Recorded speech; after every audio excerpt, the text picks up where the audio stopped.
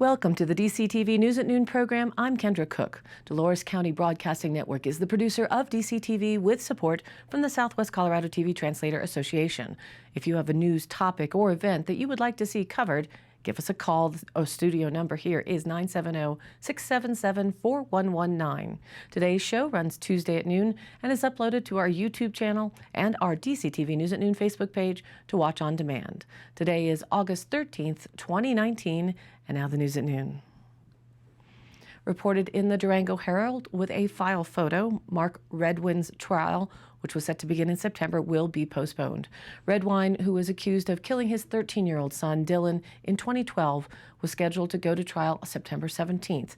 The 57-year-old Bayfield man was arrested in 2017 and charged with second-degree murder and child abuse. If convicted, he faces 16 to 48 years in prison.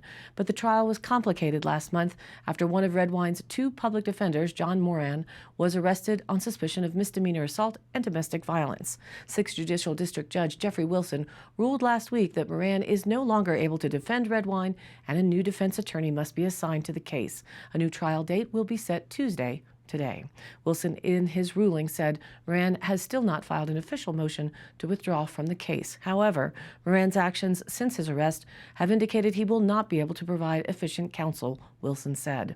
Since Moran's arrest, he has not appeared at 2 hearings regarding the Redwine case. Also, it appears Moran is on extended leave until at least October. Mr. Moran's apparent unilateral decision to take leave and not be available to defend Redwine at this upcoming trial clearly demonstrates Mr. Moran has placed his personal needs ahead of Redwine's right to have competent, prepared counsel. While the court is making no findings as to whether Mr. Moran's decisions are justified because of his personal situation, Redwine has a constitutional right to an attorney who is willing and able to provide an effective and vigorous defense regardless of the personal problems Moran may be experiencing, Wilson continued. By his actions, Mr. Moran has demonstrated that he is either unwilling or unable to do so. At a court hearing August 5th, Redwine's other defense attorney, Justin Bogan, said it could take a new attorney 6 to 9 months to get caught up on the case and be ready for trial.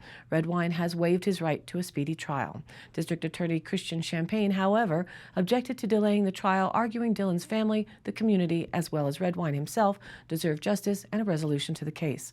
Wilson, in his ruling, denied Champagne's request. Wilson said Bogan must identify Moran's replacement as soon as possible.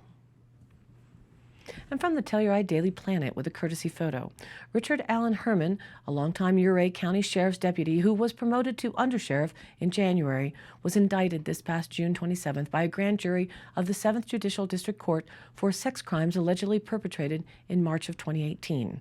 Herman, age 47, is accused of attempting to lure a 15-year-old into performing sex acts and was indicted on 2 counts: criminal attempt to commit inducement of child prostitution and child abuse by the grand jury representing the people of Colorado.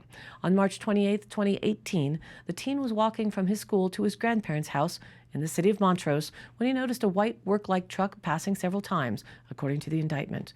The truck parked near a dirt turnaround and appeared to be waiting for him to walk by. As he approached the white truck, the driver asked if he wanted to play games.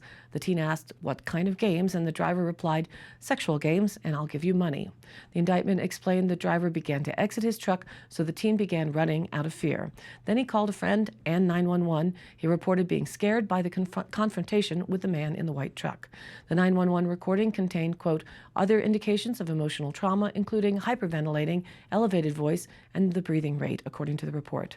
Also on March 28, 2018, according to the indictment, a Montrose Police Department officer reviewed surveillance video associated with the reported time of the incident.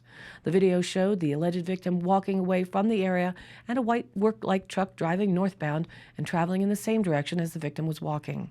The officer took a screenshot of the video image of the truck and showed it to the reporting teen, who positively identified the truck as being the truck that met him at the dirt turnaround and from which the driver and sole occupant offered to play sexual games in exchange for money.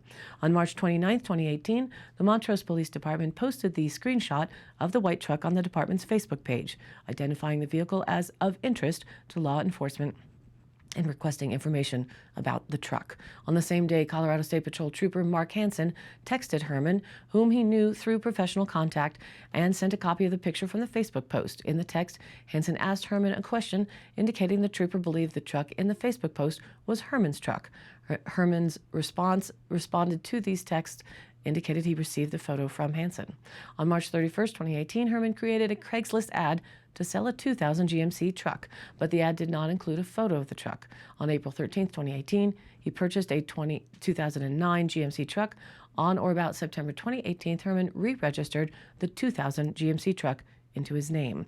9 months after the indictment, on January 11th, the team victim identified Herman as the suspect in a photo lineup at the Montrose Police Department. He said he was 90% sure that the person in the photo was the driver of the white truck, and said he, quote, would be shocked if the person in the photo was not the man driving the white truck who confronted him. On January 22nd, Herman was interviewed by Montrose Police Detective Jason English in Ouray County. Herman initially said he sold the truck in March of 2018 and subsequently told English that the truck was in Arkansas. Herman said that he was home all day on March 28, 2018 with gout in his foot, indicated that he was trying to sell the truck and that he let people test drive the truck. Herman said he had not made any alterations to the white truck before getting rid of it, and he had made art out of the license plates from the white truck. Employment records show that Herman was not on duty at the Ouray County Sheriff's Office on March 28, 2018. Information gathered from Herman's cell phone about which cell towers the phone pinged shows that his phone was not at his residence all day on March 28th, and the information is further consistent with the phone being in the vicinity of the teen who reported the incident. He was hired by the newly elected Ouray County Sheriff Lance Fitzgerald as undersheriff sometime between January and March of this year. Herman is set to be in Montrose County Court with Judge Carrie Yoder at 2 p.m. August 26 for a hearing on advisement. From CPR. For 10 years, Hunter Hobbs was a heroin user. That's what was big in North Carolina, where he's from, and then he moved to Colorado, where methamphetamine was more widespread. Quote, it was everywhere, and it was very easy to get, Hobbs said. I would buy other drugs, and the person who I was buying them from would provide meth as well, just kind of give it to me. Meth is cheap. Hobbs has been sober for years now, but back when he did use, it only cost $20 to buy about a gram, enough for a day's use. Today, he can see that Denver's problem is getting worse just walking around downtown. It's easy for him to spot the behavior. He can see it in the way a person moves or carries themselves. Meth hasn't grabbed headlines like opioids have, but it has flooded cities throughout the Southwest over the last 5 years. Law enforcement now says the region is in the midst of a meth crisis. Denver police reported 14,068 possession arrests in 2018, a 217% spike since 2014. Meth possession arrests outnumber cocaine and heroin arrests combined in the city. Jason Dunn, Colorado's U.S. attorney, said methamphetamine is coming across the border from Mexico, carried by cartels. In fact, the cartels have gotten so good at production, they've put domestic labs out of business. The cartels can utilize a global supply chain, import vast quantities of precursor chemicals from China, and pump out meth on an industrial scale. Law enforcement and the Mexican government have actually had some successes in taking down, quote, huge production facilities, Dunn said, but it hasn't made a difference. Authorities have seen, quote, no increase in price on the street in the U.S. or a drop in quantity. Dunn said cartels have shown an extraordinary ability to open new facilities, especially since the production of meth doesn't rely on harvested plants as heroin and cocaine do. They've also improved the potency and purity of the product. Meth seized during a recent large bust in southwest Denver was 99% pure in lab tests. The byproduct of that improved supply chain is a dramatic increase in deadly meth overdoses in Colorado. Meth can be either injected or smoked. Alongside the jump in possession arrests, law enforcement has found an increase in other types of crime, such as theft of items from cars. Hunter Hobbs said meth keeps you up and moving, and when he was using, petty crime was a part of the lifestyle. Quote, drug use, crime, homelessness, mental health, it's all kind of intertwined, he said. He said meth's abundance and cheap price tag will make addressing any related issues more difficult. And now let's take a look at the local weather. There's a hazardous warning today in our region for isolated thunderstorm development, which may remain a threat over the highest terrain, favoring the southern mountains. Any storms should shift east or dissipate by sunset. Gusty winds and lightning will be the primary threats for today. The National Weather Service forecast for our local specific area shows today sunny with a high near 86 degrees with southeast winds just 5 to 10 miles an hour. Tonight mostly clear with a low around 56 with west winds 5 to 10. Heating up a bit for Wednesday. It'll be sunny again with a high near 88 degrees. East winds remain low at 5 to 10 miles an hour. Wednesday night, clear with a low around 56 with west winds 5 to 10. Again, another hot one for Thursday, sunny with a high near 89 degrees. Southeast winds 5 to 10 miles an hour. Thursday night, mostly clear with a low around 56. Friday, sunny with a high near 88. Friday night, partly cloudy with a low around 56. And then cooling back a bit for the weekend, which will be twin nice days. Saturday sunny with a high near 85. Saturday night mostly clear with a low around 55. And Sunday again sunny with a high near 85. And Sunday night partly cloudy with a low around 55. So no precipitation is expected after the potential in our area for today. Wheat farmers are bringing in the crop. I've seen the end of second cutting still happening on alfalfa. And no doubt the bean farmers are hoping for some moisture here pretty darn quick. And now back to the news. CBI released stats on violent crimes, which are up across Colorado, as reported by KRDO. An annual study released by the Colorado Bureau of Investigations shows violent crime increased in 2018 compared to 2017 statistics. That trend runs true for some communities in southern Colorado, including Colorado Springs. Violent crimes, which include murder, rape, aggravated assault, and robbery, all saw increases. In the city of Colorado Springs, there were 32 murders in 2018, up from 29 murders in 2017. Robberies also went up by 60 cases. In 2018, there were 526 compared to 486 in 2017. In El Paso County, there were 201 cases of sexual assault, up from 176 in 2017. However, in Pueblo, the trends are the opposite. Violent crime decreased overall, including murder. It fell from 10 in 2017 to 8 in 2018.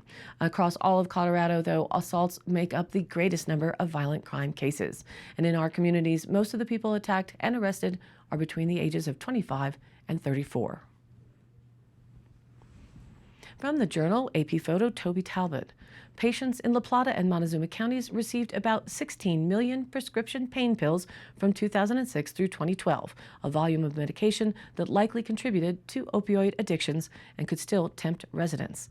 In Montezuma County, about 7 million pills went to residents, enough for each person to take 40 pills per year, according to data recently released by the Washington Post. For Dolores County, there shows no prescription pain pills for the county in the data. The newspaper released the numbers of oxycodone and hydrocodone pills distributed in each county and the companies that shipped and sold them. In La Plata County, about 9 million pills were distributed over the 7 years, enough for each person to take 25 pills per year, the data shows. It's likely many of those pills are still in residents' cabinets where they could contribute to development of addiction, said Robert Vallock, executive director of the Colorado Consortium for Prescription Drug Abuse Prevention. About 17% of opioid addicts got hooked using their own leftover medication, he said. Vallock advises residents to avoid misusing painkillers by disposing of any that do not have an active prescription. Opioids have contributed to a rising number of drug overdoses in the state since the year 2000, when 350 residents died by overdose, according to the Colorado Department of Public Health and Environment. In 2018, 974 residents died by overdose, a decline from 2017 when 1,012 died by a drug overdose, the agency said. The decline is positive, but is the second highest number of drug overdose deaths the state has ever seen, Vallock said. To help prevent deaths, the consortium is focused on increasing access to treatment, encouraging residents to turn in prescription medication, and encouraging more people to carry naloxone, a medication used to reverse overdoses. Naloxone, also known as Narcan, can be purchased at any pharmacy in Colorado without a prescription, he said, and can help prevent a fatal overdose. In La Plata County, opioid prescriptions have declined since about 2012, said Stephanie Clement, chief nursing officer with Mercy Regional Medical Center. She attributed that decline to physicians' heightened awareness about the opioid epidemic. She blamed the 7-year surge of opioid distribution on a mistaken philosophy about pain management. To further help prevent opioid addiction in Colorado, the state passed a law last year that limits opioid doses to a 7-day supply. The law allows healthcare providers to prescribe additional painkillers to patients with chronic pain or cancer or under palliative or hospice care. While the state tackles opioid deaths in a myriad of ways, Valak expects bringing down the number of deaths statewide will require 5 to 10 years. Still, the increase in methamphetamine overdoses could make addressing addiction statewide harder. Montezuma County Sheriff Steve Nowlin said he has observed the uptick in meth use and an increase in crimes related to drugs in general. Quote, "We are seeing more and more methamphetamine and heroin than we have in the past," he said. He wants inpatient or residential treatment options for residents struggling with drugs and alcohol. Next year, more residents in southwest Colorado will be able to seek inpatient and residential treatment because Medicaid is expected to cover it for the first time. Medicaid would fill the single biggest need for addictive treatment coverage in the state, he said. And now today's High Canyon Country happenings with some more upbeat news for the day. August 16th and 17th at Purgatory Resort in Durango, the Mushroom and Wine Festival will be presented by Vectra Bank, and it has become a wildly popular event on Durango's summer calendar. The forested area around the resort is known far and wide for having an abundance of wild mushrooms. Their Mushroom and Wine Festival celebrates this abundance with guided mushroom hunts and a culinary showcase of Durango's finest restaurants. This is a 4-part event. Each part can be purchased separately. Friday night is a dinner, Saturday is guided foray, mushroom cooking and wine pairing class, culinary extravaganza.